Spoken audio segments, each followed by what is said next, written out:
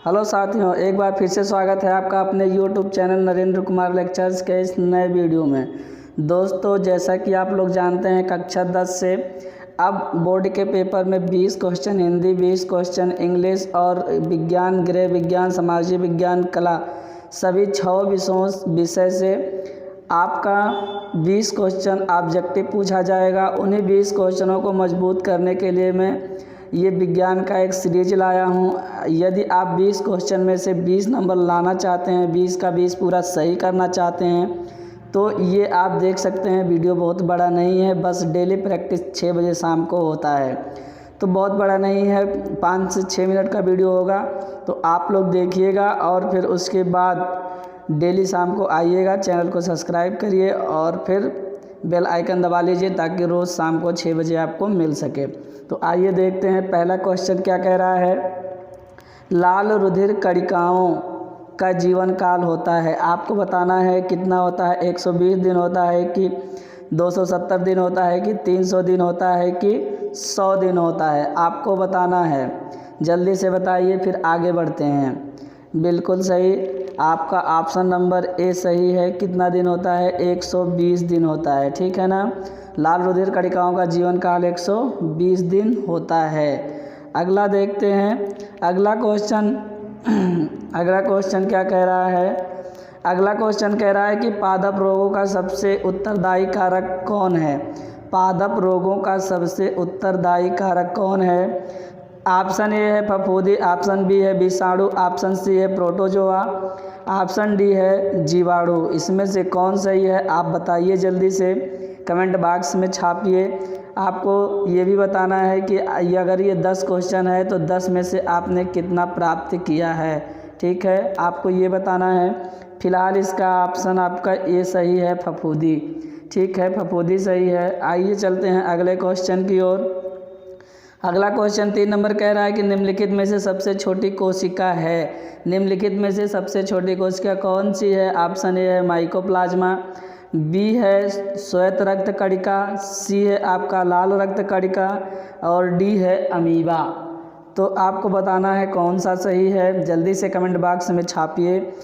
तो मैं बता दूं आपको, बिल्कुल सही, आपका ऑप्शन नंबर ए सही है, माइकोप्लाज्मा। क्या सही है? माइकोप्लाज्मा। चलिए ठीक है, आगे बढ़ते हैं 4 नंबर क्वेश्चन की ओर। 4 नंबर क्वेश्चन क्या कह रहा है कि निम्नलिखित में से कौन सा कथन ध्वनि तरंगों के लिए सत्य है। तो आप देखेंगे ऑप्शन ये दिया गया है, 0 डिग्री पर इनकी चाल 332 मीटर प्रति सेकंड होती है। ये बी नंबर दे रहा है, ये निर्वात में चल सकती हैं। और फिर उसके बाद सी दे रहा है, इनको दूरबीत किया जा सकता है। डी दे रहा है कि उपरोक्त सभी कथन सत्य हैं। तो आप देखेंगे कि आपका ऑप्शन नंबर ए सही है कि 0 डिग्री पर इनकी चाल 332 मीटर प्रति सेकंड होती है, ठीक है। तो आइए आगे बढ़ते हैं 5वें क्वेश्चन की ओर।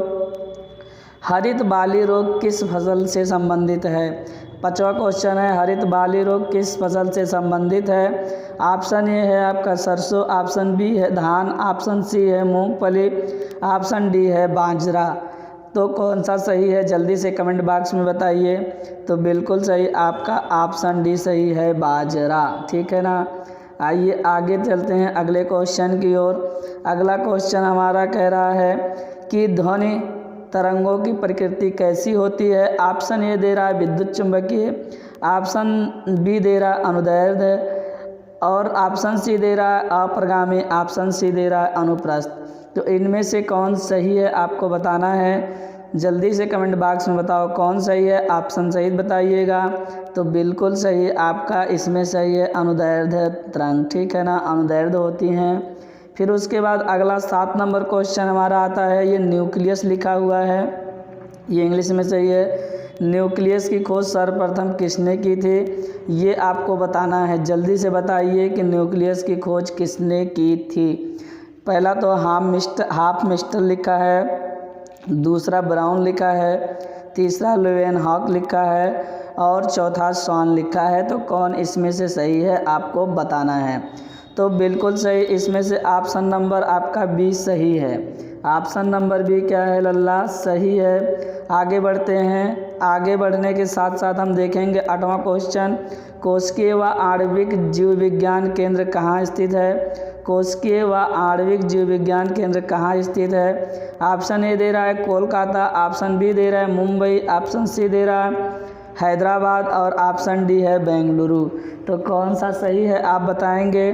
तो मैं बता दे रहा हूँ, बिल्कुल आपका ऑप्शन नंबर सी सही है, हैदराबाद। इसी के साथ हम आगे बढ़ेंगे, अगला क्वेश्चन देख रहे हैं। अगला क्वेश्चन कह रहा है 9 नंबर, अश्रव्य तरंगों की आवृत्ति होती है।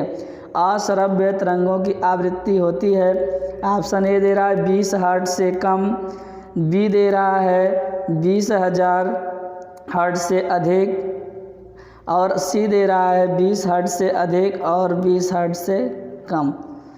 ठीक है ना? तो मुझे लग रहा है कि यहाँ 2 ऑप्शन मिल गया, क्योंकि इसमें 20 हर्ट्ज से कम ये सही है और नीचे भी यहाँ वही दे रहा है।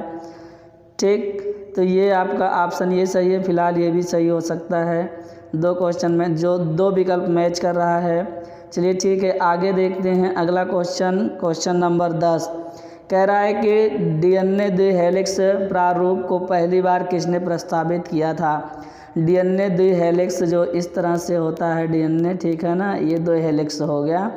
2 हेलिक्स प्रारूप को पहली बार किसने प्रस्तावित किया था? ऑप्शन ए है वाटसन तथा क्रिक ने, ऑप्शन बी है फिशर तथा हाल्डानी ने, और फिर उसके बाद आपका डी है लामार्क तथा लेमार्क होना चाहिए यहाँ, लेमार्क तथा डार्विन ने। ठीक है ना, लेमार्क तथा डार्विन ने, और डी है ह्यूगो डू ब्रीज ने। तो इसमें से कौन सही है? तो आप समझ सकते हैं, आपको मैं बता दूं कि ऑप्शन नंबर ये सही है, वाटसन एंड क्रिक ने। ठीक है, ये रहे आपके 10 क्वेश्चन। आप कमेंट बॉक्स में छापिए कि आपने 10 में से कितने अंक अर्जित किए हैं, और इसी तरह रोज़ शाम को प्रैक्टिस सेट आता रहेगा जिसमें 10 से 20 क्वेश्चन हो सकता है, और आपका 20 वाला पार्ट है, 20 नंबर का पार्ट है, वो मजबूत होगा। तो आप लोग डेली आइएगा और डेली पढ़िएगा। ठीक है, तो आज के लिए यहीं तक, कल फिर मिलते हैं शाम 6 बजे। तब तक के लिए जय हिंद।